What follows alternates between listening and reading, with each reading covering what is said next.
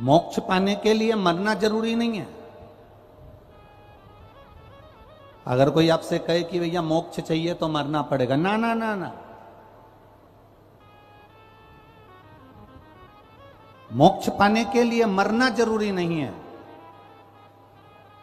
मोक्ष पाने का सबसे सुंदर तरीका है अपने आप को समझना। हम जो जिंदगी जी रहे हैं, हम जो भगवान की भक्ति में रमे हुए हैं, हम जो भजन में रमे हुए हैं, हम जो मंत्र साधना में रमे हुए हैं, हम जो माँ की सेवा में रमे हुए हैं, हम जो महादेव की सेवा में रमे हुए हैं, हम जो परमात्मा की सेवा में रमे हुए हैं, मोक्ष के लिए मरना जरूरी नहीं है। मोक्ष के लिए अपनी उस चलती हुई जिंदगी में, अपने जीवन में अपने आप को जान लेना हमारा मोक्ष प्राप्ति का साधन बन सकता है। अपने आप को पहचान लेना।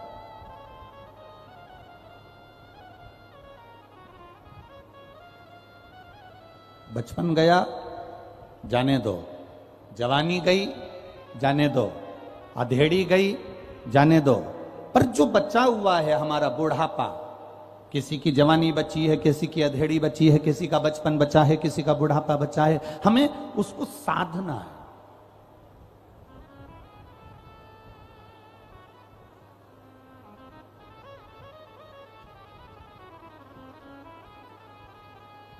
कई माताओं को हमने देखा है, मेरे को उम्मीद है कि दतिया में भी आपने देखा होगा, कई माताएं पानी भर के लाती हैं ना जब कुएं से, बावड़ी से, तालाब से, तो हंडे के ऊपर हंडा, एक मटके के ऊपर दूसरा मटका रखा रहता है, एक हंडे के ऊपर दूसरा हंडा रखा रहता है, और वो चोमली पर रखा रहता है। काय पर रखा है?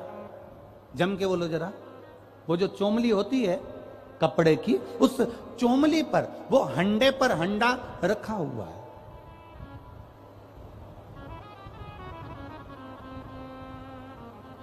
उसने वो हंडे को पकड़ा नहीं है।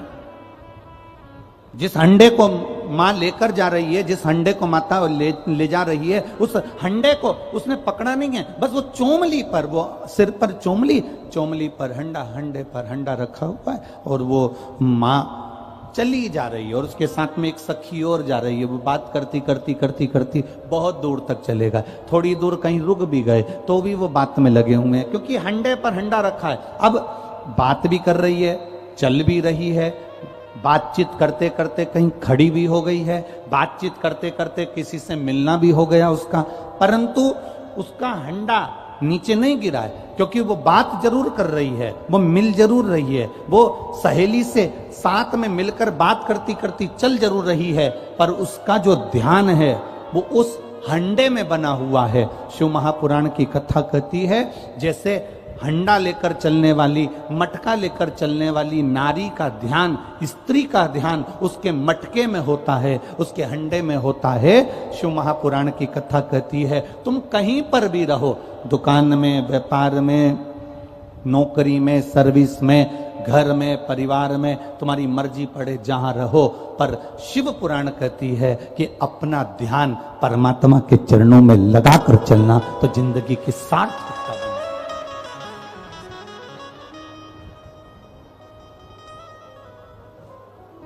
हम अपने ध्यान को रमाकर चले, हम अपने ध्यान को लगाकर चले। देवराज का ध्यान नहीं था शिव पुराण की ओर, देवराज का मन नहीं था शिव पुराण की ओर। बस देवराज तो देवराज, ब्राह्मण देवता कथा कह रहे हैं, ब्राह्मण देवता कथा बोल रहे हैं, और देवराज की चित्त वृत्ति में कथा नहीं पहुंच रही। इसको क्रोध आ रहा है, इसको गुस्सा आ रहा है कि ये हर हर महादेव बोल रहे हैं और मेरे शरीर में ताप हो रहा है, मेरे शरीर में कष्ट हो रहा है, मेरे शरीर में रोग हो रहा है, मेरे शरीर में बीमारी पड़ रही है, और ये हर हर महादेव बोल रहे हैं।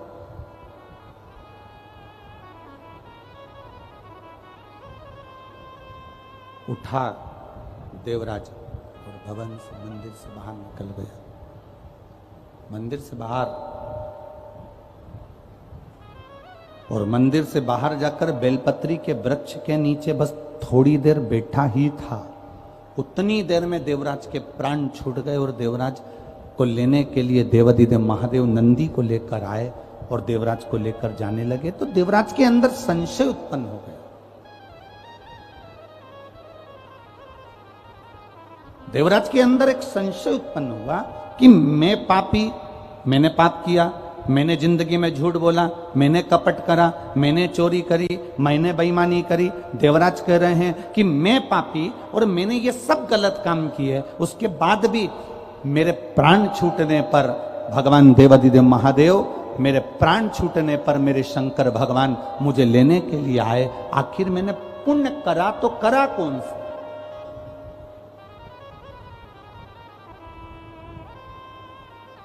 ऐसा पुण्य है कौन सा?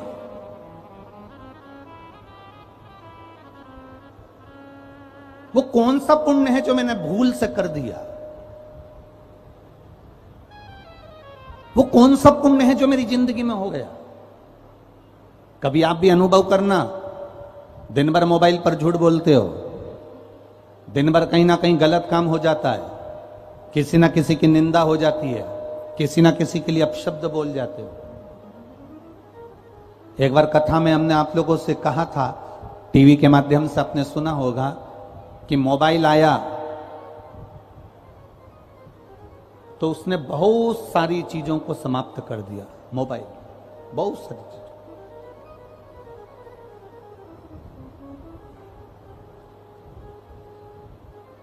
मोबाइल आया तो उसने बहुत सारी चीजों को खत्म कर दिया। मोबाइल आया, कैमरा खत्म हो गया। बोलो सही है कि गलत है? अब कैमरे का प्रयोग, कोई कैमरा टांग के चलता है क्या? बस मोबाइल निकाला और कैमरे से, मोबाइल से फोटो खींच लिया। मोबाइल आया, कैमरा खत्म हो गया। मोबाइल आया, MP3 खत्म। पहले लोग CD लगाते थे, कैसेट लगाते थे, फिर गाने सुनते थे। अब मोबाइल आया तो MP3 खत्म। अर्थात गाना सुनना है तो कोई को बक्से वगैरह लगाने की जरूरत नहीं पड़ती, मोबाइल पर सुन लेता। मोबाइल आया, कैमरा खत्म हो गया। मोबाइल आया, MP3 खत्म हो गई। मोबाइल आया तो कैलेंडर, जिससे लोग तारीख देखा करते थे, वो कैलेंडर भी खत्म हो गया। मोबाइल आया तो ये घड़ी भी खत्म। अब लोग टाइम देखते हैं तो मोबाइल का बटन दबा के देख लेते कितनी बज रही है। मोबाइल आया, कैमरा खत्म हो गया। मोबाइल आया, MP3 खत्म हो गई। मोबाइल आया, कैलेंडर खत्म हो गया। मोबाइल आया तो घड़ी खत्म हो गई। और मोबाइल पत्नी के हाथ में आया तो तुम खत्म।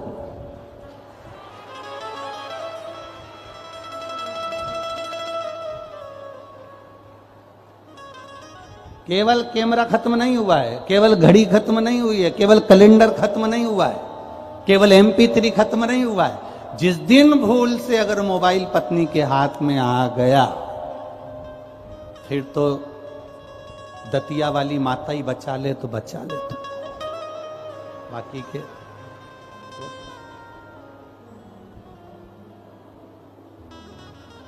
फिर तो तुम लोगों को आरती गाना पड़ेगी। तेरे भक्त जनों पे भीड़ पड़ी है भारी, फिर तुमको आरती गाना पड़ेगा। बहुत भीड़ पड़ गई है, बहुत तकलीफ हो गई है।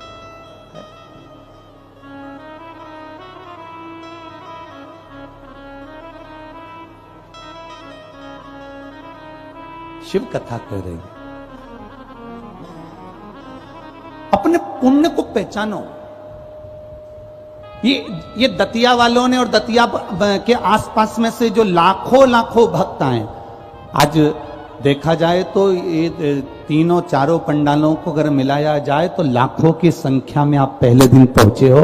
ये आपकी अविरल भक्ति है, शिव तत्व की भक्ति।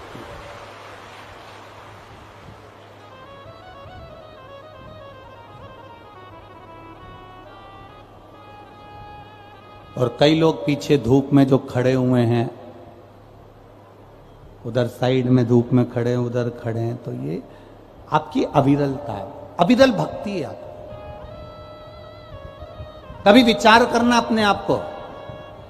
जैसे देवराज पुण्य भागी था, देवराज कह रहा है मैंने चोरी करी, देवराज कह रहा है मैंने कपट करा, देवराज कह रहा है मैं ब्राह्मण होकर मैंने गलत काम किया, पर एक बात समझ में नहीं आती, मैंने पुण्य कौन सा करा कि मैंने जो पुण्य करा मेरे को समझ में नहीं आया कि देवाधिदेव महादेव मुझे लेने के लिए यहां पहुंचे हैं। ये देवराज को उसका पुण्य नहीं मालूम था। अब देवराज ने जैसे विचार करा कि मैंने कौन सा पुण्य करा कि मुझे महादेव लेने के लिए आए, ऐसा दतिया और दतिया के आसपास वालों तुम विचार करना कि हमने कौन सा पुण्य करा था जो अधिक मास के महीने में, सावन के महीने में मां दतिया की गोद में शिव महापुराण की कथा सुनने को मिल जाएगी। अपने पुण्य को ढूंढो कि हमारा पुण्य कौन सा प्रबल था।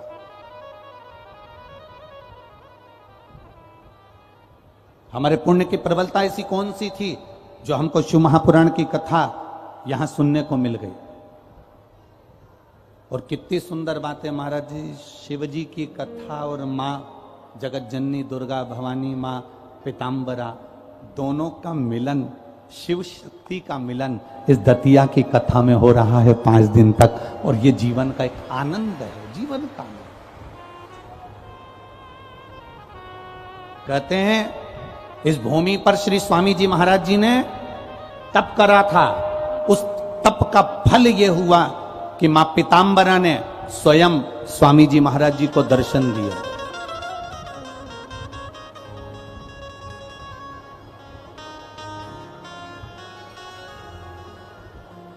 उस तप का फल ये मिला।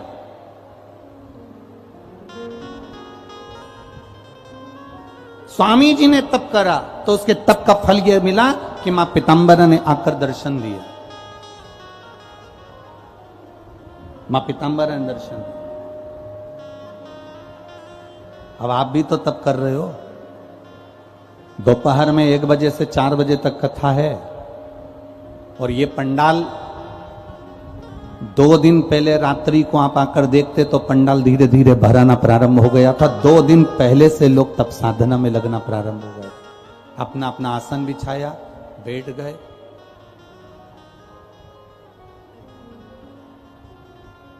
तप साधना में लीन हो गए।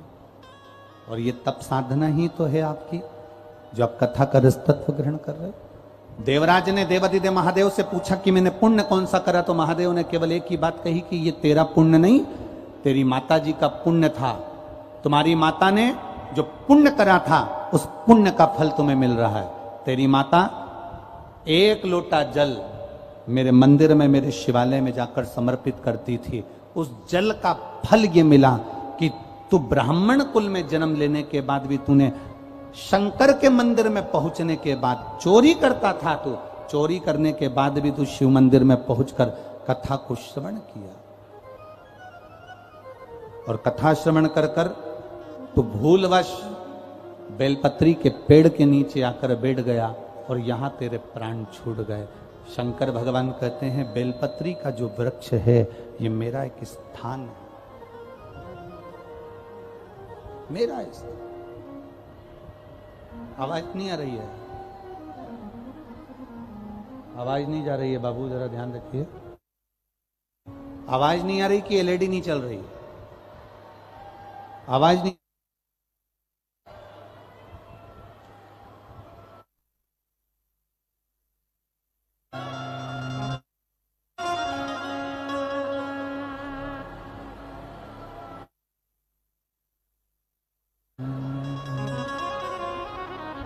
कितनी सुंदर है माँ तेरी नगरी, कितनी सुंदर है माँ तेरी नगरी। भोले पैदल चले आ रहे हैं, कितनी सुंदर है माँ तेरी नगरी, कितनी सुंदर है माँ तेरी नगरी। भोले पैदल चले आ रहे, कितनी सुंदर है माँ तेरी नगरी, कितनी सुंदर है माँ तेरी नगरी। भोले पैदल चले आ रहे हैं, भोले पैदल चले आ रहे हैं, ओ भोले पैदल चले आ रहे हैं, भोले पैदल चले आ रहे हैं। ओ कितनी सुंदर है माँ तेरी नगरी, कितनी सुंदर है माँ तेरी नगरी। दोनों हाथों से ताली सेवा देते हो बड़े भाव से।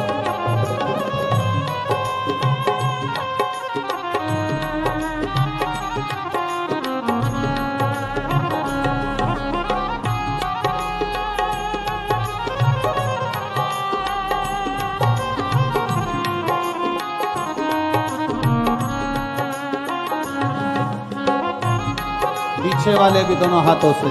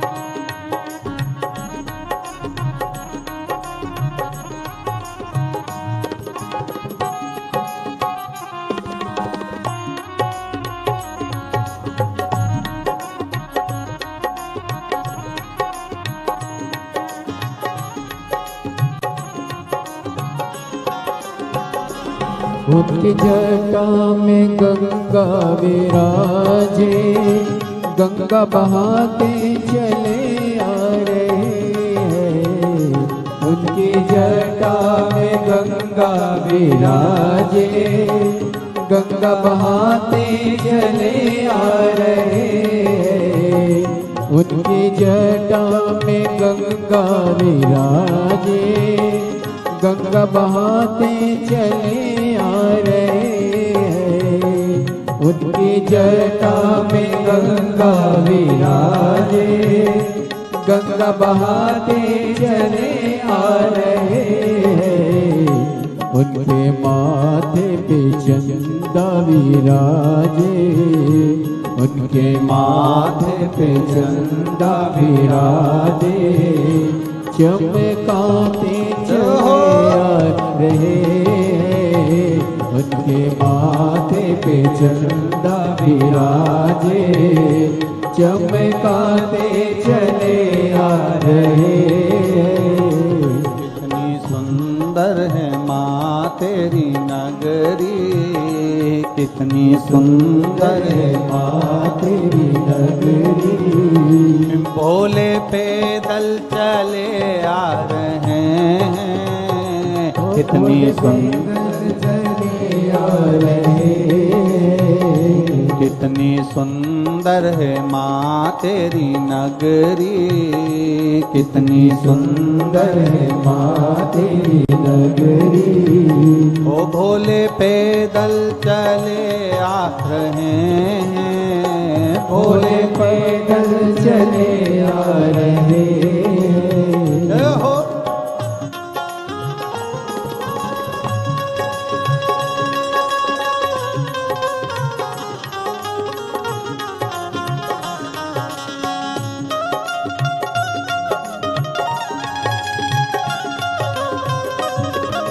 भोले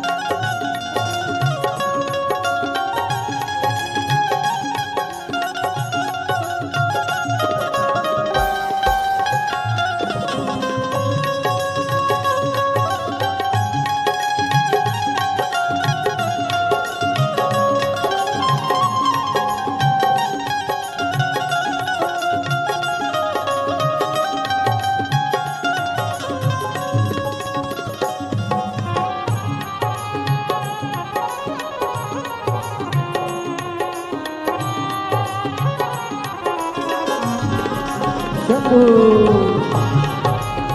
शंभो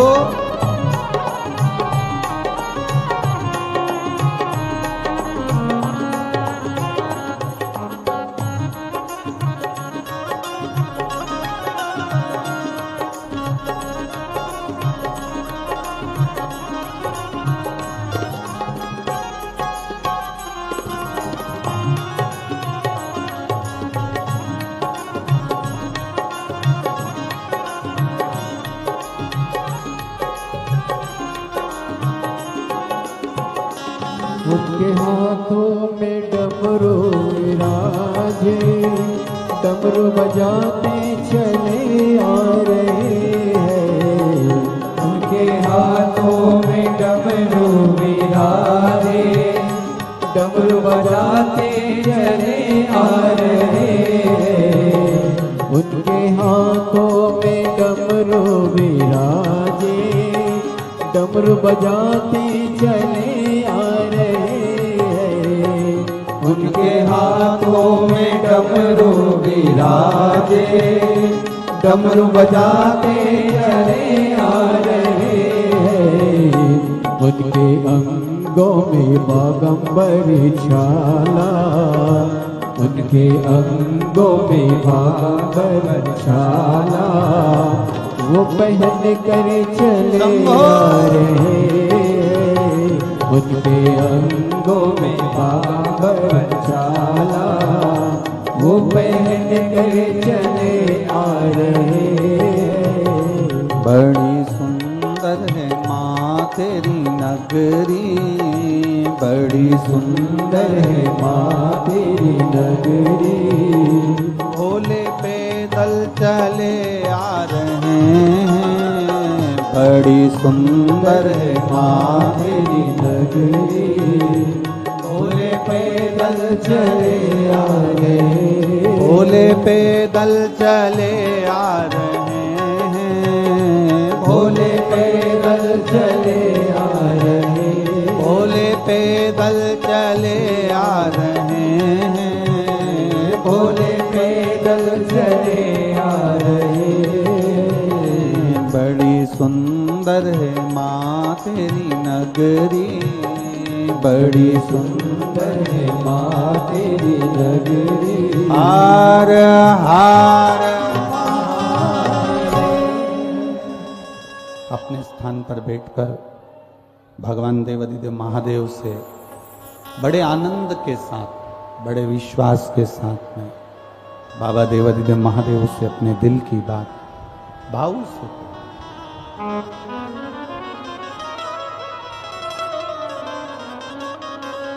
जहां जगह मिले वहां बैठकर बड़े प्रेम से बोलिएगा। और हम तो कार्यकर्ताओं से भी कहेंगे कि ये शिव पुराण बार बार आपको सुनने को नहीं मिलेगी, इसलिए प्रयास करो आप भी जब शिव महापुराण में बाबा से स्तुति करने का, प्रार्थना करने का, बाबा से निवेदन करने का मौका मिले, दिल से करें। जहां जगह मिले वहां बैठकर भाव से बोले। जिन जिन को भाव से बोलना आता है सभी प्रेम से बोलेंगे। श्री शिवाय नमस्तुभ्यं, श्री शिवाय नमस्तुभ्यं, श्री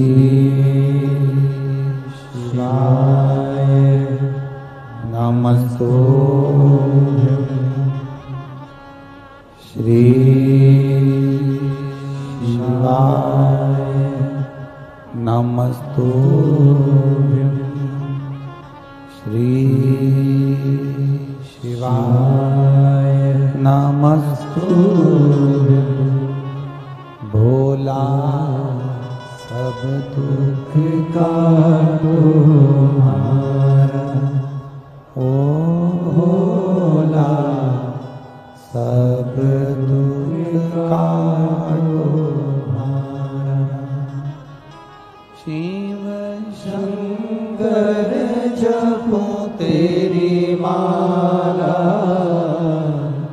भोले बाबा जपो तेरी माला, भोला सब दुख काटो हमारा, ओ भोला सब दुख काटो हमारा। वेश मंगलकारी, वेश मंगलकारी, शमशाने वासी हमारा, शमशाने वासी हमारा, ओ भोला सब दुख काटो हमारा, ओ भोला सब दुख काटो हमारा। शिव कथा कर रही है, भगवान शंकर का संवाद कर रहा है। शिव धाम देवराज चले गए। शिव जी से जो प्रश्न किए गए उसका उत्तर देवराज ने दिया।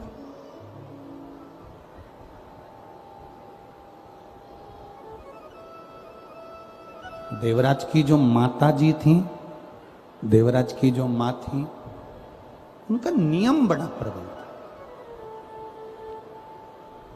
एक नियम जब हम अपनी जिंदगी में लेकर चलते हैं तो उसका फल जरूर मिलता है।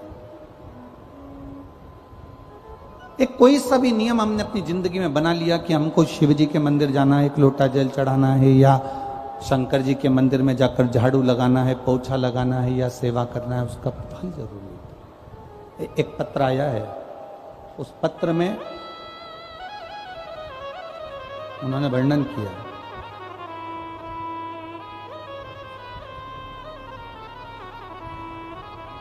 मेरा नाम रंजना निखरा है, मेरे पति का नाम राकेश निखरा है, मैं इंदरगढ़ जिला दतिया मध्य प्रदेश की हूं। कहीं बैठी हो तो हाथ हिला सकती हैं, कहीं पर बैठी हो तो अपना हाथ हिला सकती हैं।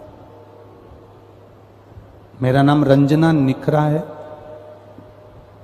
मेरे पति का नाम राकेश निखरा है। मैं इंदरगढ़ जिला दतिया मध्य प्रदेश की हूँ। आप ही हैं? दोनों हाथ ऐसे हिला दो एक बार। एक लोटे जड़ और शंकर भगवान के मंदिर में झाड़ू लगाने का क्या फल होता है गुरुदेव, मैं वर्णन करती हूँ। मेरा बड़ा बेटा 22 वर्ष का है और छोटा बेटा 20 वर्ष का है। बड़े बेटे का नाम देव निखरा है और छोटे बेटे का नाम शिव निखरा है। मेरे दोनों बेटे 22 वर्ष का और 20 वर्ष का 2019 से सरकारी नौकरी के लिए तैयारी कर रहे थे। कई बार परीक्षा दी लेकिन सफलता नहीं मिली। सब लोग कहते थे इनकी उम्र छोटी है, यार क्या नौकरी के लिए अप्लाई करना। पर मेरे बच्चों ने ठान ली थी कि माँ सरकारी नौकरी करना है। मेरी बड़ी ननंद ने फोन कर कर कहा कि टीवी पर कथा आती है, तुम सुना करो। कथा सुनना प्रारंभ करी, पशुपति व्रत करना प्रारंभ करा, शिवजी को एक लोटा जल चढ़ाना प्रारंभ करा। गुरुदेव, दुनिया के लोग बहुत सारा उपाय बताते हैं, पर आपने केवल एक लोटे जल का उपाय बताया, वो हमने प्रारंभ किया। मेरे बेटे ने परीक्षा दी और मैं रोज बाबा से निवेदन कर कर आती थी, पशुपति व्रत करती, बाबा से कहती बाबा मेरे बच्चों की नौकरी जरूर लगा देना। और बाबा की ऐसी कृपा हुई गुरुदेव, आज मेरे दोनों बेटों की सरकारी नौकरी 13 मई 2023 को लग गई है। मेरा एक बेटा सहायक लेखा परीक्षा अधिकारी के पद पर चयनित हो गया और दूसरा बेटा पोस्ट ऑफिस में बाबा की कृपा से ऑफिसर के पद पर लग गया। मैं प्रणाम करने के लिए ये शिव का, दोनों हाथ हिला दो बहन एक बार। हाँ एक बार दोनों हाथ हिला दो। बधाई आपको बहुत बहुत। हर हर महादेव। शिव तत्व इसी को कहते हैं। खाली न जाता कोई दर से तुम्हारे, खाली न जाता कोई दर से तुम्हारे, मैं भी खड़ी हूँ बाहें पसारे, अपने हृदय से लगा लो, गिरा जा रहा हो, उठा लो। अब जितने बैठे हो दिल से अगर कथा सुनी है, 5 दिन की शिव महापुराण की कथा यदि आप पीताम्बरा माता की गोद में बैठकर दिल से सुन रहे हो, तो यह विश्वास मानकर चलना कि 3 महीने में अगला पत्र आपका व्यासपीठ पर होगा, यह निश्चित। एक नियम बनाकर, हम भी तो अपनी जिंदगी में कोई नियम बनाए। देवराज की माता जी ने नियम बनाया था शंकर जी के मंदिर में जाने का।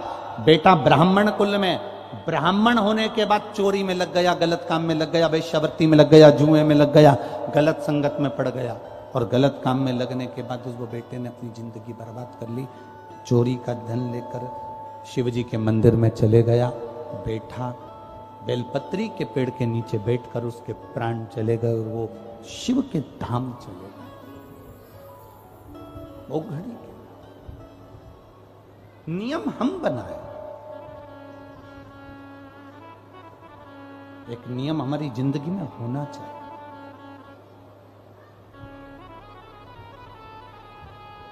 और जब नियम हमारी जिंदगी में होंगे तो ये निश्चित है कि परमात्मा की कृपा जरूर होगी। बोल बम का नारा है, इतने धीमे बोलोगे तो कल्याण तुम्हारा है। जरा दम के तो बोलो, बोल बम का नारा है। बाबा एक सहारा, हम उसके सहारे क्यों नहीं जीते?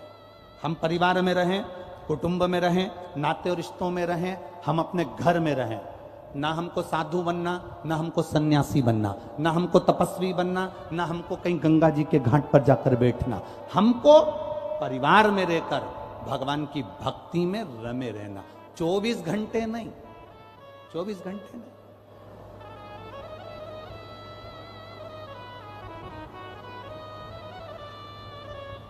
जितना समय मिले हमारे को उतना समय हम परमात्मा।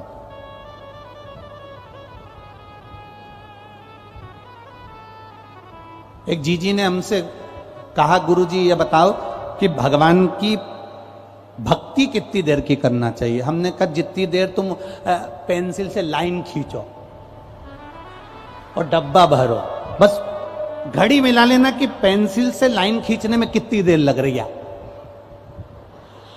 और डब्बा भरने में कितनी देर लग रही। उतनी देर भी अगर तुमने मुख से राम कह लिया, कृष्ण कह लिया, शिव कह लिया तो कल्याण हो गया। बस उतना भी कर लिया ना तो बहुत है।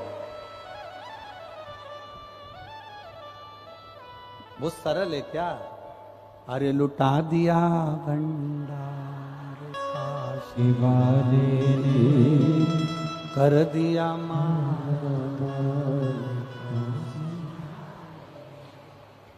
वो करने वाला बैठा हुआ है, वो उदार बैठा है, वो करता है स्वयं। अब चित्त से स्मरण कर कर, हाँ ये जरूर है कि आपको गाड़ी वाला थोड़ा दूर उतार देगा, वहां से आप पैदल पैदल पैदल पैदल कथा के पंडाल तक चलेंगे। थोड़ा कष्ट जरूर होगा। जब मेरे भोलेनाथ जी सीहोर से चलकर यहां आ सकते हैं तो आप भी तो कथा के पंडाल तक आ सकते हो।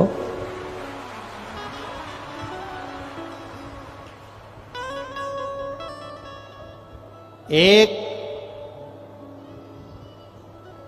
पानी का पाउच भी अगर आपने किसी को दिया है, एक बिस्कुट का पुड़ा भी आपने किसी को दिया है, अपने घर से रोटी का टिफिन बनाकर लाई और कथा सुनने वाली पड़ोसन को अगर प्रेम से मुंह झूठा करा दिया है अधिक मास और सावन में, तो अंदाजा लगा कर बैठना कि मेरा बाबा कितना देगा। वो लिख के जरूर रखना कि कितना प्रदान करने वाला। शिव अपने पास नहीं रखते, शंकर दे देते हैं। शंकर अपने पास कुछ रखते ही नहीं। मंदोदरी रावण की धर्मपत्नी, रावण की धर्मपत्नी मंदोदरी और मंदोदरी की मां, मंदोदरी की मां, रावण की धर्मपत्नी मंदोदरी और मंदोदरी की जो मां है जिसका नाम है हेमा। क्या नाम है? जम के बोलो जरा। हेमा। मंदोदरी की माता जी का नाम क्या है? जम के बोलो जरा। हेमा। देखो, आप लोगों से खिलवाने का केवल एक कारण होता है कि आप लोगों को वो नाम स्मरण में बना रहे कि मंदोदरी की मां का नाम क्या था। तो मंदोदरी की मां का नाम क्या है? हेमा। ये शिवजी की परम उपासक थी और इसका जो पति था मय दानव, मंदोदरी का जो पिता था मय दानव, ये बहुत असुर प्रवृत्ति का था।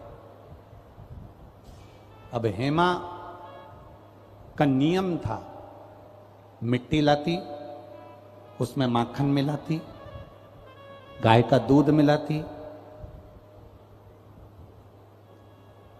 थोड़ा सा गौ माता के गोबर को मिश्रण करती,